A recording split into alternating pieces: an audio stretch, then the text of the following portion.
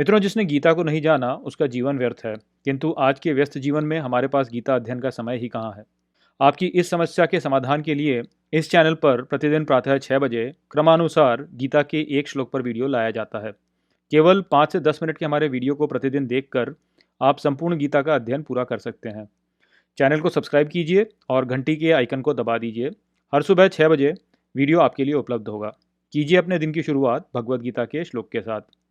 जो श्लोक आपके पीछे छूट गए हैं उनके लिए प्लेलिस्ट का लिंक नीचे डिस्क्रिप्शन में उपलब्ध है। वहां जाकर आप पिछले वीडियो देख सकते हैं।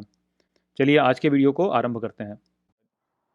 अच्छेद्यो अयम अदाह्यो अयम अक्लेद्यो अशोष्य एव च नित्यः सर्वगतः स्थाणुरचलो अयम सनातनः। नमस्कार मित्रों, ये जो श्लोक है भगवत गीता के दूसरे अध्याय का 24वां श्लोक है, जिसे हम आज अच्छे से समझेंगे।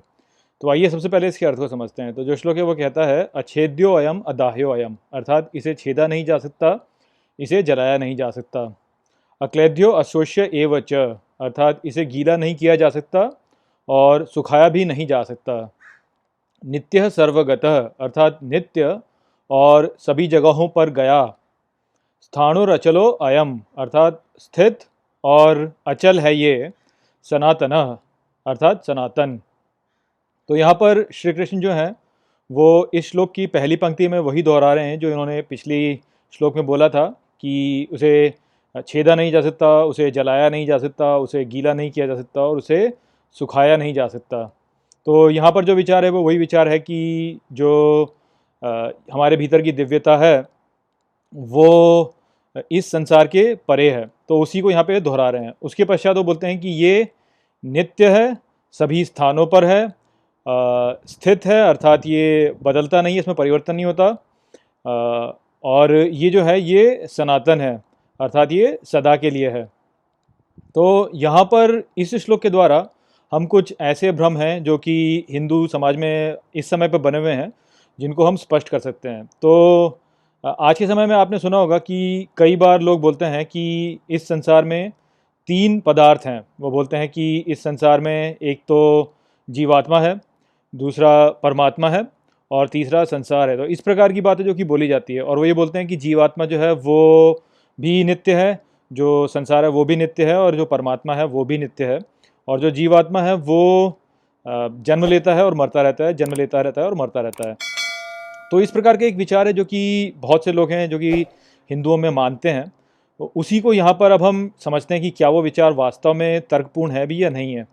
तो श्री कृष्ण बोल रहे थे, यानी पिछले 2 श्लोकों में जो उन्होंने बोला, तो जो 22वां श्लोक है उसमें उन्होंने बोला कि जो शरीर है वो जब मर जाता है तो जैसे वस्त्र, पुराने वस्त्रों को जो है छोड़ करके नए वस्त्र प्राप्त किए जाते हैं, उसी प्रकार से जब शरीर जो है वो पुराना हो जाता है तो उसको छोड़ करके नया शरीर प्राप्त कर लिया जाता है। तो यहाँ पे यदि आप बोलें कि नया शरीर प्राप्त किया जाता है तो वो किसने प्राप्त किया? तो यदि आप जीवात्मा वाले विचार को मानते हैं तो आप बोलेंगे कि जीवात्मा ने प्राप्त किया। तो ठीक है। उसके पश्चात वो ये बोलते हैं श्री कृष्ण की ये जो है ये इसको छेदा नहीं जा सकता, इसको जलाया नहीं जा सकता, इसको गीला नहीं किया जा सकता और इसको सुखाया नहीं जा सकता, ये भी बोल रहे हैं वो यहाँ पे। तो वो तो ठीक है, चलिए ठीक है, हमने मान लेते हैं कि जीवात्मा जो है वो ऐसा है। अब आगे वो ये बोल रहे हैं कि जीवात्मा जो है, यदि आप जीवात्मा को मानते हैं तो वो आगे बोल रहे हैं कि ये नित्य है, ये सभी स्थानों पर है, ये स्थित है, अपरिवर्तनशील है और ये सनातन है। तो अब यदि ऐसी बात है तो ये जो गुण हैं क्या ये जीवात्मा के हो सकते हैं?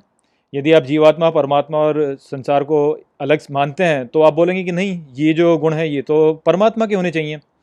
तो अब यहाँ पे आप देखिए कि एक एक भ्रम की बात उत्पन्न होती है कि बोला तो ये जा रहा है कि जो जन्म लेता है और मरता है, जो शरीर त्यागता है और फिर नया शरीर धारण करता है, वो नित्य है और सभी स्थानों पर है।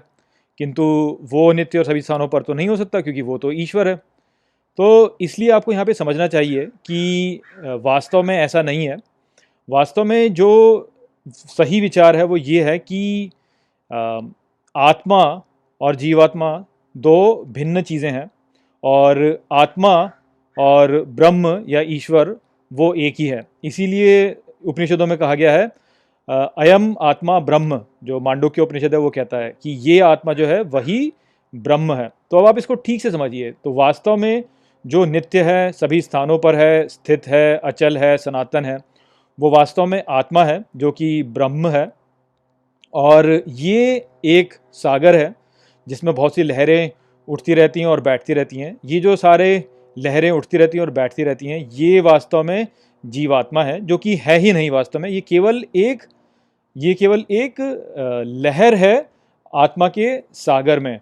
और जो लोग ये बोलते हैं कि जीवात्मा जो है वो भी नित्य है, वो जन्म लेता है, वो मरता रहता है, वो वास्तव में जो विचार है उसको ठीक से समझ नहीं पाए हैं। और अपने भ्रम में वो ये सोचते हैं कि जीवात्मा जो है वो भी नित्य है। वास्तव में जीवात्मा नित्य नहीं है, वो तो केवल एक लहर है आत्मा के इस समुद्र में। और आत्मा और ब्रह्म जो है वो एक ही हैं, वो हैं जो कि नित्य हैं। और हमारा जो वास्तविक स्वरूप है, हम जो वास्तव में हैं, वो हम आत्मा हैं। हम गलती से ये सोचने लगते हैं कि हम जीवात्मा हैं, और हम ये सोचने लगते हैं कि ये हमारा जो जीवन है, जो कि वास्तव में आत्मा में केवल एक लहर उत्पन्न हो रही है और बैठ रही है, वो उस रूप में समझे जाए तो वो नित्य है, क्योंकि हम जीवात्मा को आत्मा समझने की भूल कर लेते हैं। तो ये वास्तव में इसलिए उत्पन्न होता है क्योंकि हमारे भीतर का जो अहंकार है वो अपने अस्तित्व को बचाए रखना चाहता है। तो हमें ये डर लगता है कि जब हम मर जाएंगे तो हमारा अस्तित्व जो है वो समाप्त हो जाएगा, जो कि वास्तव में सत्य है कि हम जब मर जाएंगे तो हमारा अस्तित्व जो है वो आत्मा में फिर से घुल जाएगा, और उसके पश्चात फिर से आत्मा में से ही निकल के बाहर आएगा। तो इस रूप से आपको इसको समझना चाहिए। तो ये जो समझना है ये बहुत ही महत्वपूर्ण है। इसको यदि आप समझ लेंगे तभी आप जो गीता की शिक्षाएं हैं उसको अच्छे से समझ सकेंगे। तो आशा करता हूँ कि मैंने इसको आपको समझा दिया होगा। चलिए इसी के साथ इस वीडियो को मैं यहाँ पे समाप्त करता हूँ। नमस्ते। वीडियो को अंत तक देखने के लिए धन्यवाद। यदि आपको ये वीडियो पसंद आया हो तो इसको अपने प्रियजनों के साथ में साझा करें और इस ज्ञान को और फैलाएं। यदि आपके पास कोई भी प्रश्न है तो मुझसे इंस्टाग्राम पर जुड़िए। वहाँ पर मैं हर शनिवार रात को एक लाइव Q&A सेशन रखता हूँ और आप मुझसे वहाँ पर अपने प्रश्न पूछ सकते हैं। जय श्री कृष्ण।